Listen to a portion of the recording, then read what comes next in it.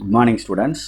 Today, class 12th Maths Chapter 5 2-dimensional analytical geometry பார்த்துக்கிட்டு இருக்கோம். 5.5 exercise 7th question number பார்த்துக்கிட்டு இருக்கோம். word problem பார்த்துக்கிட்டு இருக்கோம். very important.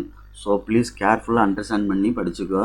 என்ன விட்டுறாத அந்த கணக்கை. எல்லா கணக்குமே இந்த word problemத்தை பார்த்துக்கிட்டா ஒன்று எழுதிடலாம். ஓகேயா? அதனால் ரொம்ப கேர்ஃபுல்லாக படிச்சுக்க. ஈஸியாக தான் இருக்கும். சரிங்களா?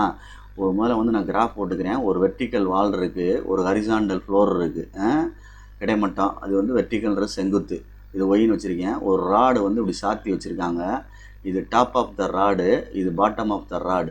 இது பாட்டம். சரிங்களா? இது டாப்பு, மேல்புறம், டாப் ஆஃப் த ராடு. வேணால் ஏபின்னு லென்த்து கொடுத்துக்குருவோம். பேர் ஏன்றது கொடுத்துக்குருவோம், பின்னு கொடுத்துக்குருவோம், ஏன்னு கொடுத்துக்குருவோம், பின்னு வேணால் கொடுத்துக்குருவோம். ஓகேயா? ரைட்டு.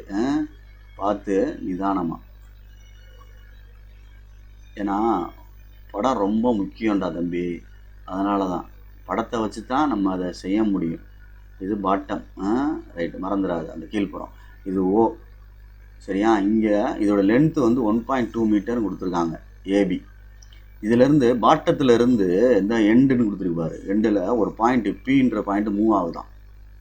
இந்த பாயிண்ட்டு நமக்குள்ள ஒரு பாயிண்ட் வைக்கிறோம். அந்த பாயிண்ட் எவ்வளோ தூரம் இருக்குன்னா பாட்டத்திலேருந்து 0.3 மீட்டர் தள்ளி இருக்குது அப்படின்னு சொல்கிறான். இப்போ இது மிச்சம் ரிமைனிங் எவ்வளோ இருக்கும்னா 0.9 மீட்டர் இருக்கும் மேலே. இந்த இப்போ ஹாஃப் போர்ஷன் இருக்குது பாரு, இந்த முக்கால்வாசி.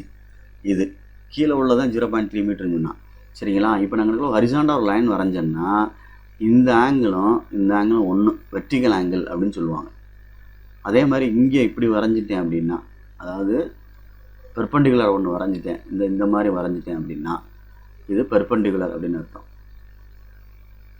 சரியா? அப்போ இந்த டிஸ்டன்ஸ் எக்ஸ்ன்னு எடுத்துட்டோம்னா அதே டிஸ்டன்ஸை இங்கே வரும். இல்லை x1 வச்சுக்கிட்டாலும் சரி. அதே டிஸ்டன்ஸ் இந்த ஹைட் இருக்குது பாரு, இந்த ஹைட் வெர்டிகல் ஹைட்டை இங்கே y1 எடுத்தோம்னா இங்கே என்ன வரும்? y1 அப்படின்னு வரும். y1 அப்படின்னு வரும். சொல்கிற புரியுதான்னு பார்த்துக்க. ஏன்னா நிதானமாக செய்யணும், அதனால சொல்கிறேன். ஓகே, இது சிம்பிளாக செஞ்சுட்டு போயிடலாம். சரி, கிவன் என்ன கொடுத்துருக்கு அப்படின்றத முதல்ல பார்த்துக்கோ. லென்த் ஆஃப் த ராடு கொடுத்துருக்கு. லென்த் ஆஃப் த ராடு அப்படின்றது என்ன சொல்லியிருக்கு? ஏபி அப்படின்றது கொடுத்துருக்கு. எவ்வளவு? 1.2 மீட்டர் அப்படின்னு கொடுத்துருக்கு. சரிங்களா? கிவன் கணக்கு சிம்பிளாக முடிச்சிடலாம். AB equal to 1.2 metre. ஓகேயா? ரைட்டு. இப்போ நான் ஏதாவது ஒரு பேர் கொடுத்துக்கிறேன். இந்த பாயிண்ட்டை பின்னு அவனே கொடுத்துட்டான். இந்த பாயிண்ட்டு தான் மூவ் ஆகிற point, moving point, locus of point எக்ஸ்கமாவைன்னு வேணால் கொடுத்துக்கோ. P of எக்ஸ்கமாவை. இந்த இடத்துல வேணால் சின்னு கொடுத்துக்கோ, இதை வேணால் டின்னு கொடுத்துக்கோ. சரிங்களா? இப்போ நான் ரெண்டு இதாக பிரிக்கிறேன் அப்படின்னா இன் ட்ரையாங்கிள் அப்படின்னு பிரித்து இந்த கீழே உள்ள ட்ரையாங்கிள்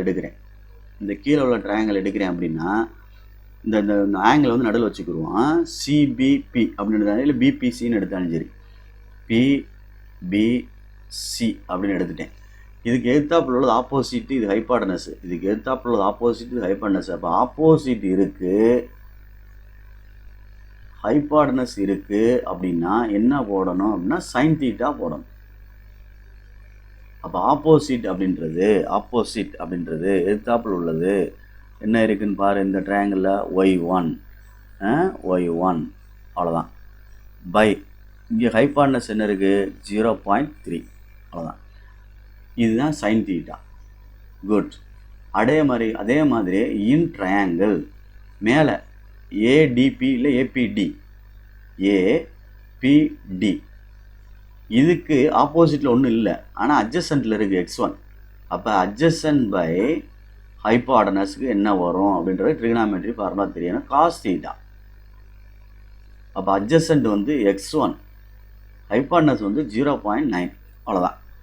இது காஸ் தீட்டா. இதுக்கு அடுத்து உனக்கு தெரிஞ்சதான தம்பி, வி நோ தட் அப்படின்னு எழுத. நமக்கு தெரிந்தது, நமக்கு என்ன தெரியும் அப்படின்னா வி நோ தட் அப்படின்னா sine square theta identity plus cos square theta equal to 1 அப்படின்னு தெரியும். அப்போ இது sine square theta y1 by 0.3 whole square.